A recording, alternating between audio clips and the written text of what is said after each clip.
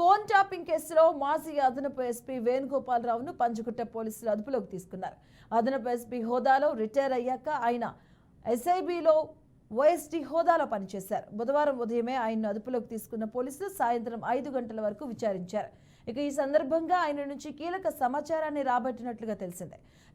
Tapping చేసిన తీరును వేణుగోపాల్ వివరించినట్లుగా సమాచారం. ఇటీవల అరెస్ట్ అయిన టాస్క్ ఫోర్స్ మాజీ డీఎస్పీ రాధాకిషన్ రావును విచారించిన సందర్భంలో వేణుగోపాల్ పేరు వెలుగులోకి వచ్చింది. ఎన్నికల సమయంలో ఏర్పాటు చేసిన స్పెషల్ టాస్క్ టీంలలో వేణుగోపాల్ సైబరాబాద్ బృందాలకు నేతృత్వం వహించినట్లు రాధాకిషన్ రిమాండ్ రిపోర్టులో పేర్కొన్నారు. అటు వేణుగోపాలరావు అరెస్టును ఈ రోజు అధికారికంగా ప్రకటించే అవకాశం ఉంది. ఇక మరోవైపు ఈ కేసులో అరెస్ట్ అయిన రాధాకిషన్ రావు 7 రోజుల పాటు పోలీసు కస్టడీకి అనుమతిస్తూ నాంపల్లి న్యాయస్థానం బుధవారం తీర్పునిచ్చింది. ప్రస్తుతం చంచల్గూడ జైల్లో రిమాండ్లో ఉన్న రాధాకిషన్ పంజగుట్ట పోలీసులు ఈ ఉదయం కస్టడీకి తీసుకున్నారు. ఇక ఈ కేసులో గత ప్రభుత్వ హయాంలో అధికార పార్టీ కోసం ఎన్నికల్లో నగదు తరలింపు, ఫోన్ ట్యాపింగ్కు సంబంధించిన కీలక అంశాలపై ఆయన్ను ప్రశ్నించే అవకాశాలున్నాయి.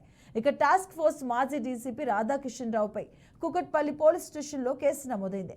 తనను టాస్క్ ఫోర్స్ కార్యాలయంలో నిర్బంధించి తన ఫ్లాట్ను బలవంతంగా రిజిస్టర్ చేయించుకున్నారంటూ కూకట్పల్లి సప్తగిరి కాలనీకి చెందిన సుదర్శన్ కుమార్ అనే వ్యక్తి కూకట్పల్లి పోలీసులకు ఫిర్యాదు చేశారు. 2017లో రాజరాజేశ్వరి కన్స్ట్రక్షన్స్కు చెందిన రాజా అనే బిల్డర్ సనత్ నగర్ జెక్ కాలనీకి చెందిన ఓ అపార్ట్మెంట్ను నిర్మిస్తూ ఉండగా తాను 60 లక్షలు పెట్టి వాటాదారుడిగా చేరినట్లు ఆయన వివరించారు.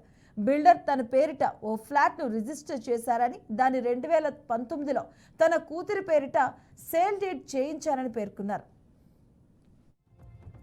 తర్వాత బిల్డర్ రాజా తనకు ఫోన్ చేసి అదనంగా 5 లక్షలు ఇవ్వాలని డిమాండ్ చేశారని, దానికి అంగీకరించడంతో అప్పటి టాస్క్ ఫోర్స్ అధికారి రాధాకిషన్ ద్వారా తనను 2 రోజులు నిర్బంధించారని తెలిపారు.